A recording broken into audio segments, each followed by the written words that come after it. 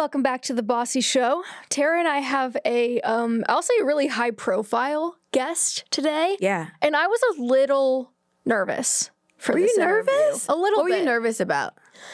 I think because our guest today, which if you've clicked on this episode, you know who it is, it's Gary Vaynerchuck.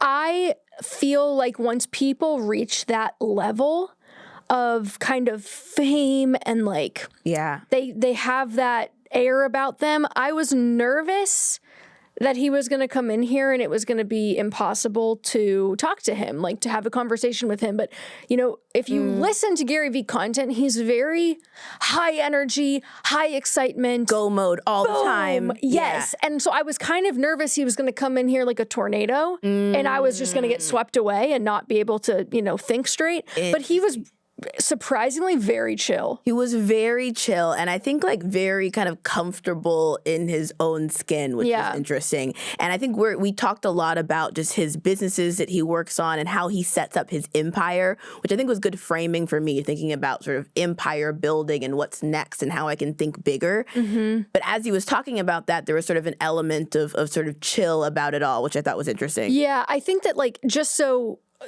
you guys have the context of how Tara and I wanted to approach this, we were curious about the business side of Gary Vee because he has so many businesses. I was looking into this for like literally 20 minutes before we started. I was like, how many does he have right now? And apparently the Gary Vee empire does like $200 million in revenue per year. Yeah. So that's across several businesses. So we wanted to dig into that. But like selfishly, as a content creator, I mean, this guy is prolific. He's putting out stuff constantly. So I was really curious, like, how are you creating and consuming content such that you can keep your head on straight, but you're not like exhausting yourself, burning out, feeling like you're saying the same thing over and over again? Because he is kind of an enigma to me. He's like a one of one in this space. Yeah, I think you went into the conversation really wanting to talk about content, and I love that conversation we had. I learned a lot from that. I also really wanted to talk to him about sort of how he structures this whole empire, because for me, I remember a conversation I had with my business manager years ago, and he was like, you're really great at like doing lots of different things. I think you'd be well suited for having a lot of different businesses and a holding company that holds a lot of different businesses. And I tried that. I bought a couple different businesses. I started a couple different businesses and I was completely overwhelmed. And so it was interesting to sort of hear what someone who was more senior at doing that and what exactly they said I was missing or had not gotten to yet and what I could like lean into next. Yes, I think pay attention when you're listening to how he describes his like kind of talent acquisition process. That was, I think, a kind of an unlock for both of us. Yeah. And I would say the way that he's talking about himself. And how he is editorializing and kind of narrativizing his own history to himself. Yeah, we were just actually having a conversation about like who our listener is and kind of person who listens to Bossy.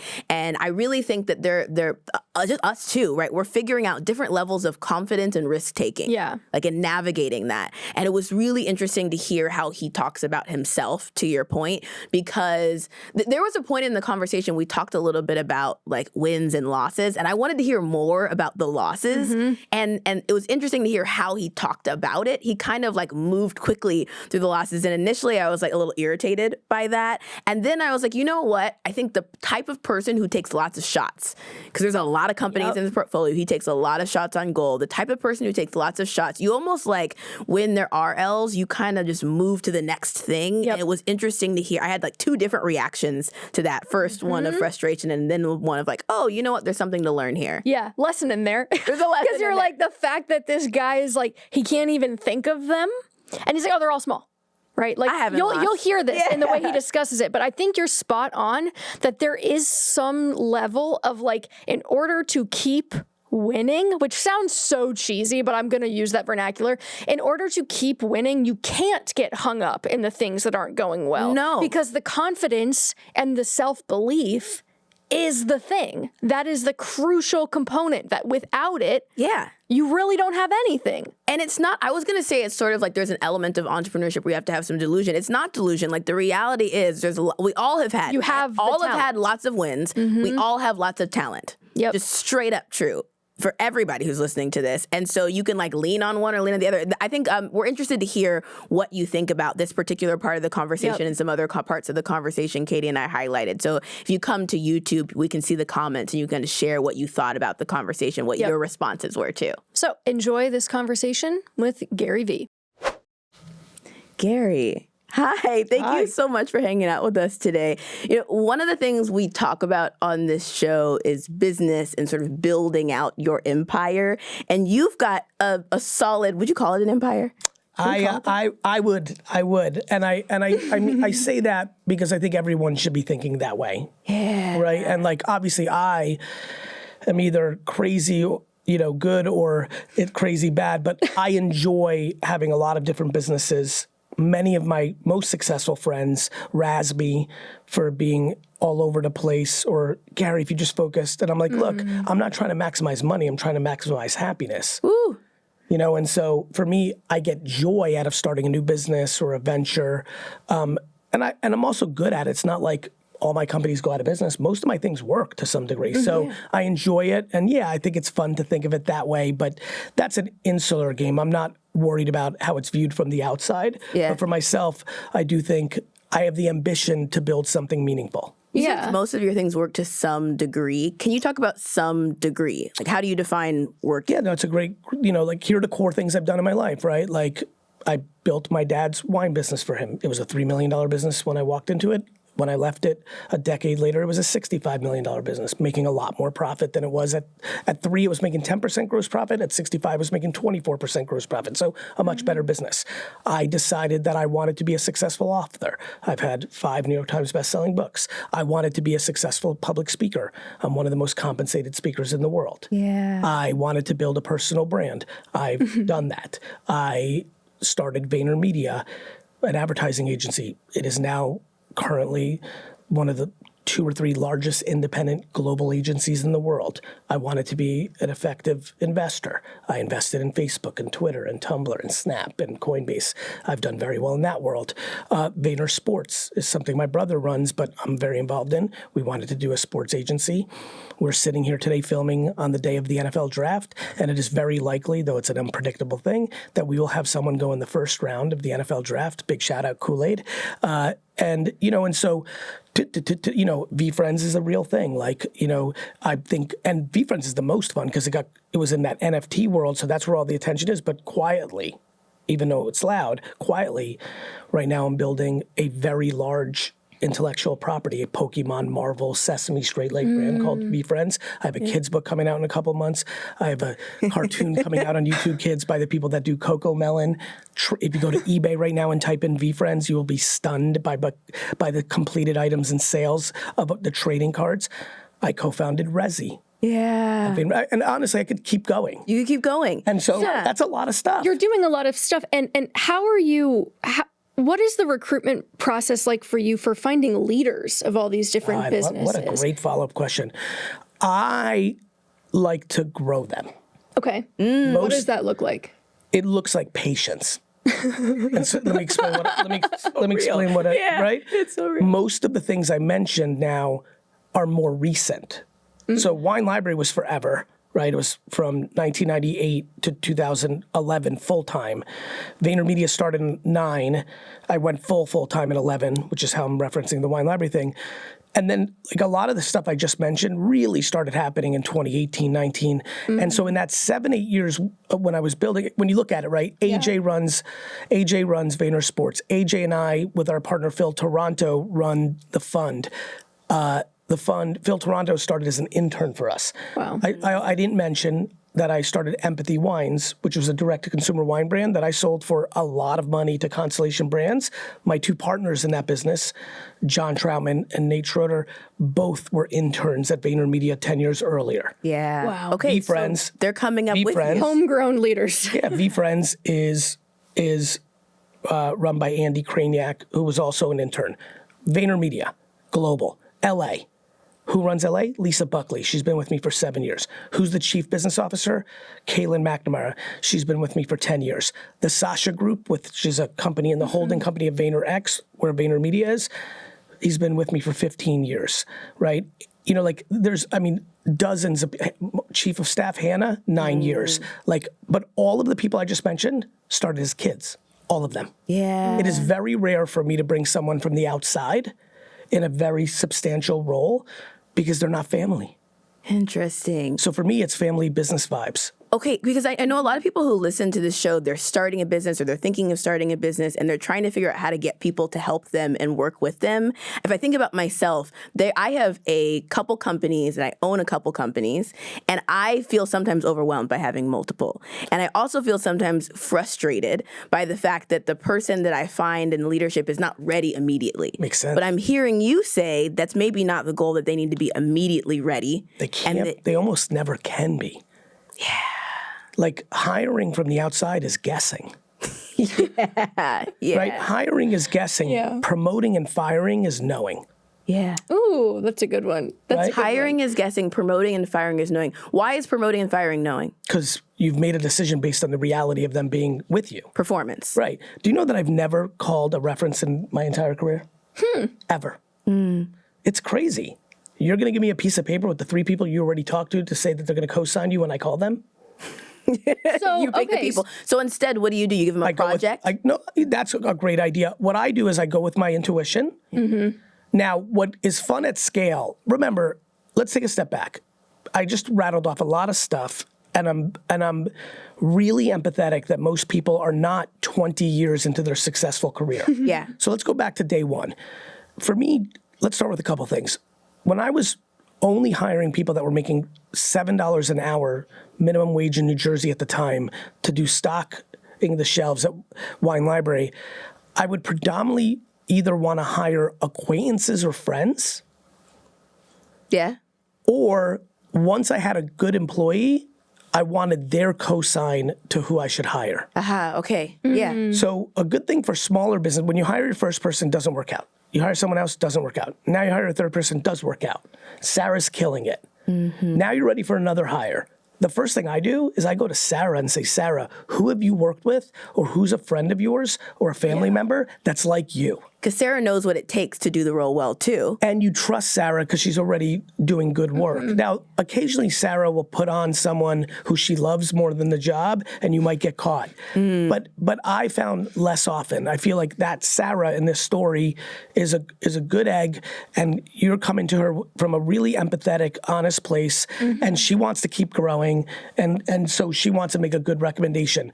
I love, and I mean love, creating, like in sports, they call it a coaching tree, right? There's a head coach and he has a bunch of assistants and they go on to be good. I love hiring trees. You hire a good employee, especially if you're further along. At Vayner, I can do this all day long now. You hire someone, they come from another advertising agency that they worked at for 6 years. They come and work for you.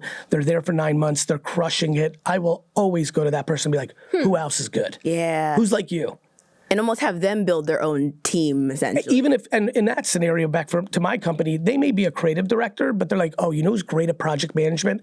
Sandra, who has to work at Drogify, which is a great agency, or, and so I think a lot about that. And so if you're just starting out, you're guessing, but then you have someone, rely on them too.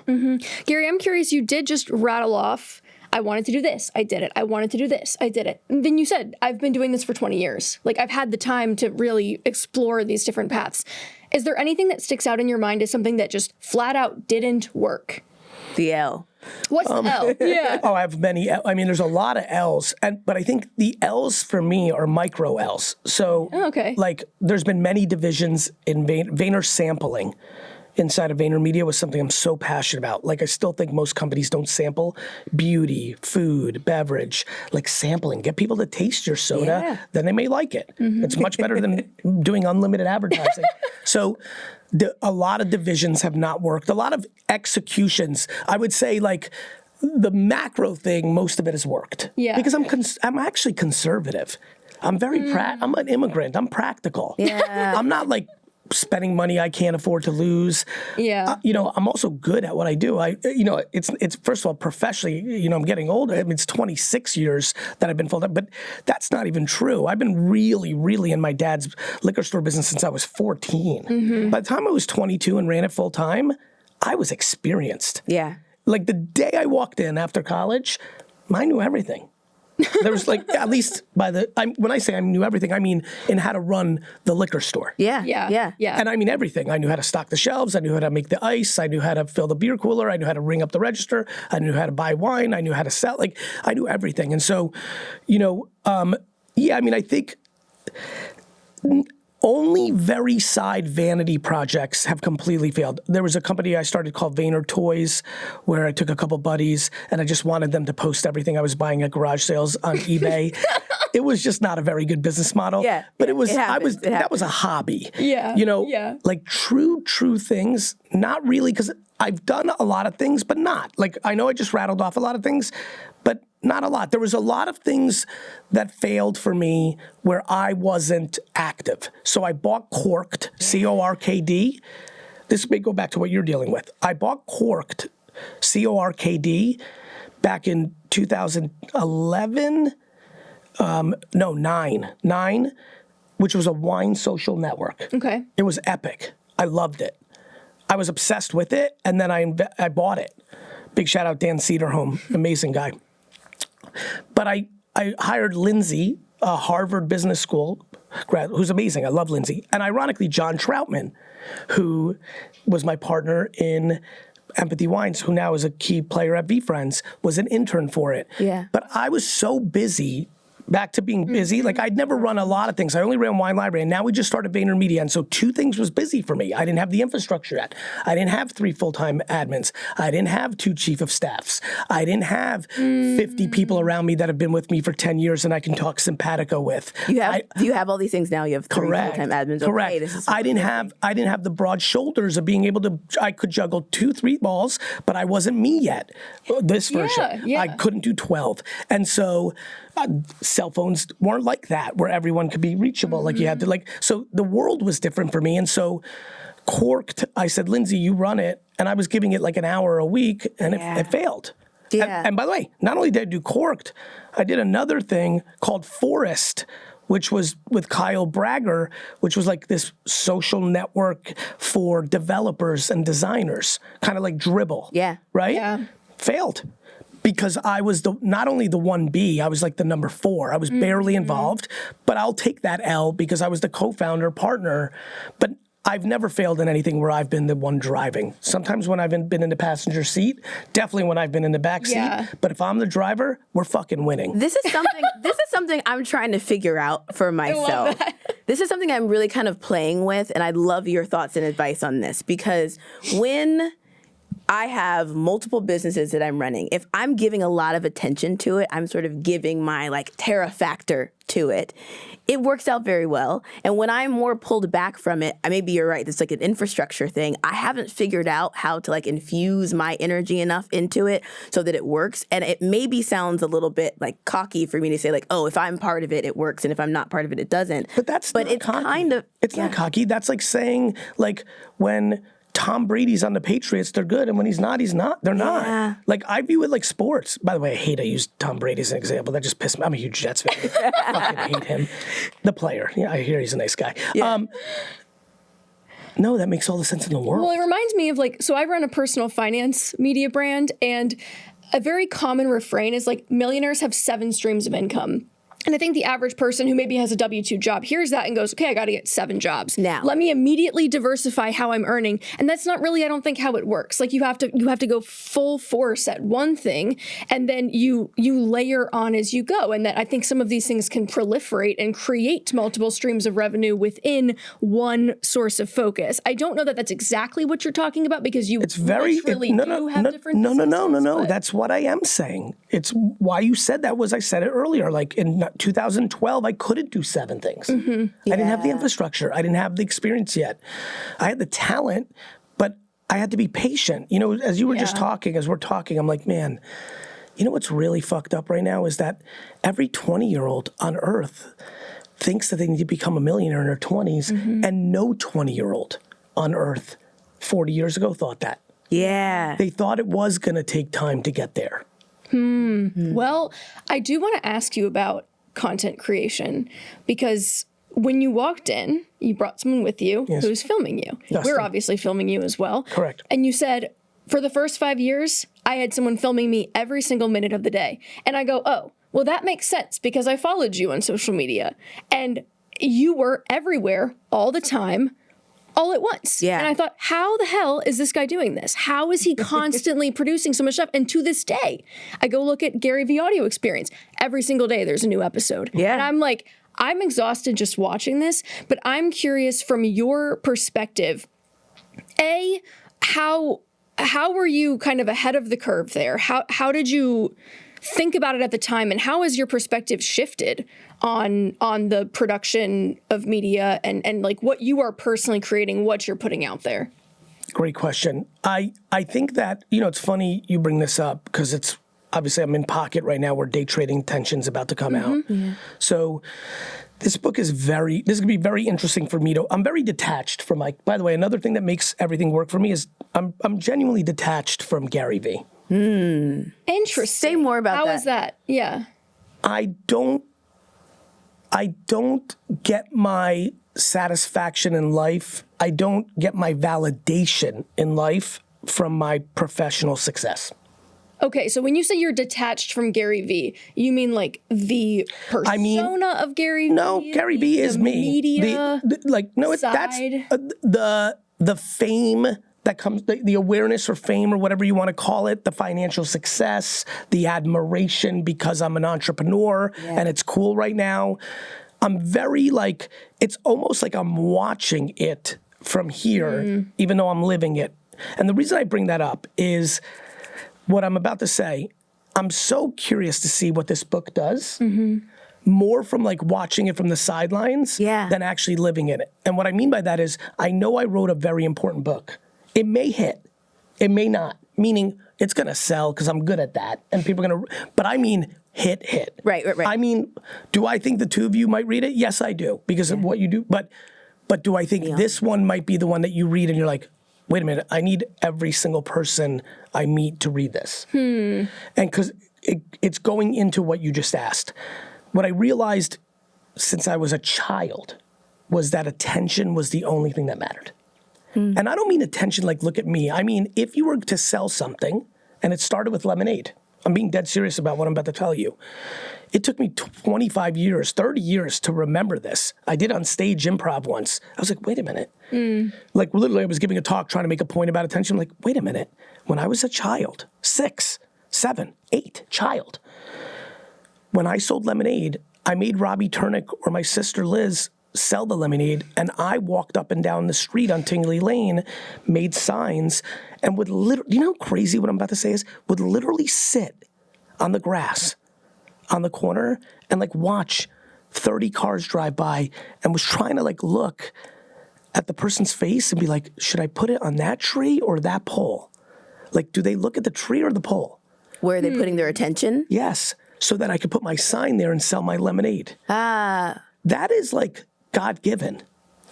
That you knew this as a kid. Where's the customer putting their attention? I didn't even think of it that way. I didn't even it took me 30 years to remember it. Yeah. But then I was like, wait a minute. And then when I was 14 and doing baseball card shows, I used to walk the whole show and listen to what people were talking about. What did people care about? And then I would go and I would set up my table, and then I'd go off around my table, not be behind my table, and I would stand behind people and I would watch them walk by my table and try to get a sense of what would stop them. If my best friend Brandon Warnicki was listening right now, he'd be laughing about the dollar rack or the Donruss 89 box tower. I would do things to stop people. Which is very different than I think how most people approach marketing or think they're supposed to do marketing, which is I make something first and then I wave my hands and try to get their attention to me as opposed to looking at where their attention is already going. The reason I've always been right about this shit is that.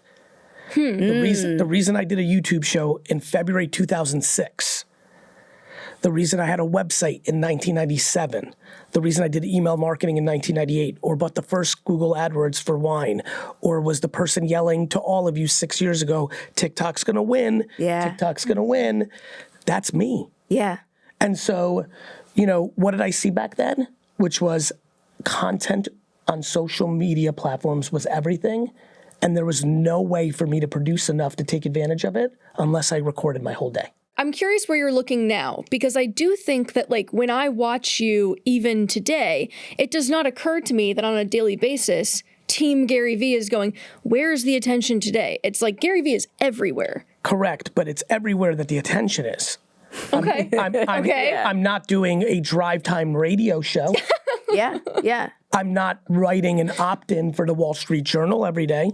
And I think it's even more nuanced in like where the attention is. I'm hearing you say too, what kinds of things are people paying attention to? What's the tone of things? My framework is PAC, platforms and culture. Okay. Platforms and culture. Okay. So which platforms? Yeah. And then what are the platforms doing? So yes, Instagram, but what kind of content should you be making for Instagram right now? And I'm not talking about the culture part. Culture is popular culture. Who's popping? What's popping? What do people care about? If you two ladies think that I thought I was going to make content about cliche mistakes that parents make, 10 years ago, I would have laughed you out of the room. It wasn't on my mind. But it became a bigger conversation for both kids and parents because the world's evolving.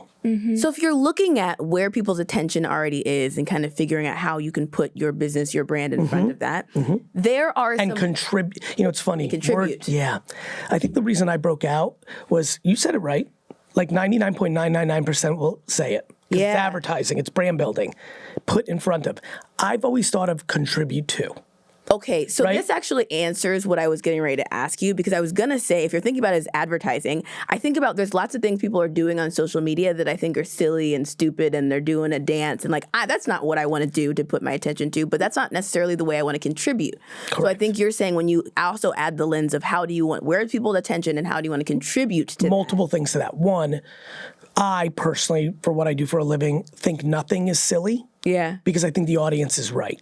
Yeah. I think most people think they're right, and I think I'm always wrong, and the audience is always right. So if people find it entertaining to see someone eat 10 pizza pies, then people see it. Like the amount of envy, the amount of delusion that people come to the table with when they strategize around this is astonishing to me. People are like, Gary, this is all so stupid. Look at this person. They're ridiculous. I'm like, they're not. Is Jim Carrey ridiculous?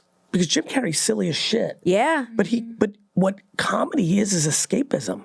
Yeah. The world is hard. Yeah. And it's nice to put on fucking Netflix and watch a 1 hour stand-up special and laugh. Yeah. Oftentimes about what's complicated in the world. You know, models. What do they contribute? I hear from so many people. This is like, I'm like, they contribute fantasy. They contribute aspiration. They contribute, you're sexually attracted to them. That's a human trait. Like, it's you know, so like beauty is a valuable thing. It's you know, everything is, and then there's information. There's education. What was I contributing to wine in 2006? I was very educated and could really speak to it, but I was taking the douchery out of it. That's what I was contributing, right? I was a normal Jersey guy. Oh, wait a minute. Like, I can like wine and be like into wrestling and UFC and like trading cards and like the Jets. So you have a thesis kind of about what you want to do differently, how you want to contribute. How do you want to contribute? Yeah. You know, to me, I think the number one reason people come to me all the time, as you can imagine, be like, Gary, I'm not growing. This isn't working. I'm like, because you're selfish. Every time you post, you're like, what's in it for me? So I want likes. On that I note, want followers. I want fame. I want money. I want the attention. What are they getting? I used to think about content because as part of Money with Katie, we have content across a lot of different platforms. And I in the beginning kind of conceptualized of it like a very linear funnel. Okay, I'm going to find you. You're going to find me on Instagram, and then you're going to go want to listen to my podcast, and then I'm going to get you to read my newsletter, and then and I think it was a very like, I want to move you along, and so the Instagram content needs to drive you here, and then this needs to drive you here. And I think what I've been learning over the last year or two is like, no, you need to optimize the audio experience to be as good as possible for that audio listener without the intention of taking them somewhere else. You want them to become as big of a fan as possible and give them the best possible experience there. On Instagram, it needs to be a social first video. You need to be thinking platform first and platform specific versus here's something that I'm trying to get you to really go somewhere else. But poke holes in that. Like, because I think no, I'm not. Not only am I not going to poke holes in it, let me tell you what you just described, which is why the last 20 years have been fruitful for me and why so many others have not been able to achieve their goal. And not just me, many others. you just described two very different things when it comes to business. Okay. The first thing you described was sales. Okay. Yeah. The second thing you described was branding. Interesting. Okay. Different. The first thing you were thinking about was, I need to get them through a sales A funnel. Yep. to get them to do this thing that will make me money. Nothing wrong with that. I like business, but that's sales. The second you started to transition and think about brand, things changed. Yeah. Like the night this sneaker, they didn't cookie me and follow me around the internet, and then like I saw a banner everywhere, and I buy Nikes because of the brand, Interesting. not because of the sales. Yeah. Right? And so why I think things worked for me and what I want others to do for others is I'm desperate to provide value. I'm happy to sell books. I want to sell VeeFriends collectibles. I want to sell, wine. But if I didn't, I want people to sign up for winetext.com, which, by the way, I want you to. You two should as well. I think I've really hacked the best way to buy wine on the internet. But I don't want them to buy winetext.com because I pound them with, a funnel. You're just beating them down. I want whoever's listening right now to have so much affinity that I brought them value. And they're like, yeah, I do buy my wine from wine.com, but I like Gary better. So I'm going to go sign up right now to winetext.com. Yeah. Do you know what I mean? Brand. Yeah. Brand. It's a little more human. Well, listen, brand's a lot more fun for individual humans too. Oh, I agree. Like, to your point, we feel better when we're building brand versus just selling. You feel better. It also works better. Yeah. So you're making a lot of content. I'm curious about how much content you're consuming. Do you have a lean media diet, lean social media diet? Are you scrolling? I consume an obnoxious amount of content at a surface level. Okay, that's interesting. How is it surface? I'm just trying to know what the fuck's going on. Yeah. And I don't care about, but what everyone cares about, but I don't need to be deep in it. So you're not in the comments debating with everybody on somebody else's post, but you're just First of all, what they're saying. I'm never going to do that because if you're debating in the comments, some shit went down that you're wasting your energy. Yeah. I may debate a little bit about sports. I may go into a 76ers post right now and talk a little Knicks shit, but no. I'm definitely not doing that. But I am trying to pay attention to what's happening in the world. I'm very obsessed with popular culture. Yeah. Right? So what rappers on the come up, which streamers on the come up, which actresses on the come up, then things like, the Stanley Cups, I could have told you was going to happen a month before it hit everybody's radar. Yeah. Right? Why did the mango gummies that are made by Nice, the private label at Walgreens, sell out? Right? I'm paying attention to popular culture. 4 years ago, I'm like, oh, this Mad Happy brand's going to hit. Yeah. Right? Things like that. Siegelman Stables. Why did I, 18 months ago, I'm like, oh, that's going to hit.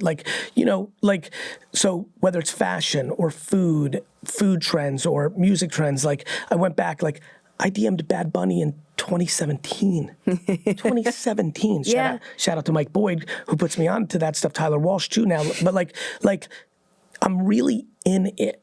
And so I'm paying attention, to why did the cronut happen? Why did corduroy hats happen? The cronut. Why do people care about this person? Why was Charlie D'Amelio's first business meeting in my office? Why did we discover Logan Paul on Vine? I've been doing this forever. So you're looking at everything that's happening on social. You're always filming yourself. You've got a bunch of businesses. Or do you feel comfortable not being busy? Yeah, I do. I actually do. But I don't feel comfortable not thinking.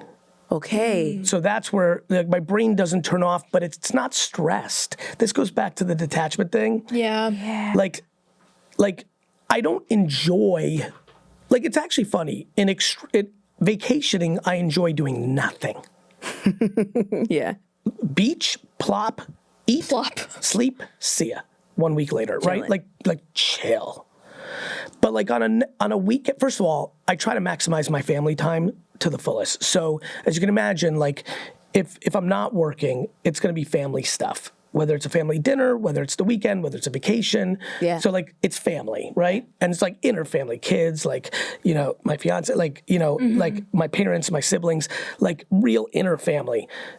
And then if I find time where it's just me, or with one family member, what have you, yeah, it's not that I have to be doing something. Like I can lounge. Like I can sit on a couch and watch. I watched the entire Wednesday thing on Netflix one afternoon with my kid. But I'll play basketball with him and my friend, or tennis. I'll do stuff. But here's why it's weird. I'll take the other angle on this. Today I'm going to work all day, and it won't feel like it for real. Yeah. I would rather do the 31 meetings I'm going to have today than if you said, hey, let's go skiing. Or let's clear the calendar and cook and listen to music. I don't want to. It's not bad.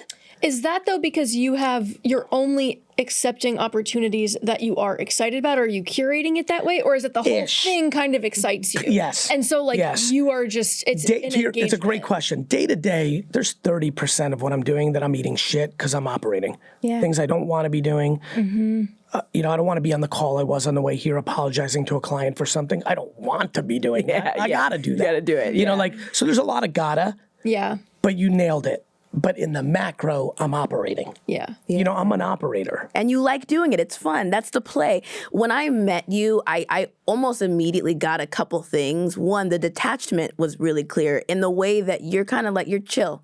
You're in chilling. A real way. Yeah. You're not attached to an outcome of this has to go really well. You're not you're pressed. You're not pressed. I'm not pressed. You're not pressed. He's not giving pressed energy. I'm just not. And I also don't think I'm anyone. Yeah. Right? Not only am I not pressed, I also prefer humility over ego. Yeah. To me, what's attractive is when people don't think they're better than. Yeah. I'm in a very weird part of my life where the circumstances of what I was passionate about as a kid that wasn't cool, business wasn't cool when I was coming up, has now become the coolest. Yeah. And all of a sudden, people are putting me on a pedestal in the street, at an airport, at the Knicks game, and I'm so grateful. Yeah. And it feels so remarkable. But I don't think it means I'm somebody. Yeah. Do you know what I mean? Yeah. I don't think it means that I'm better than them. It means that they think business is cool, and I'm cool to them. The same way that I think Josh Hart is the coolest, because I think basketball is cool.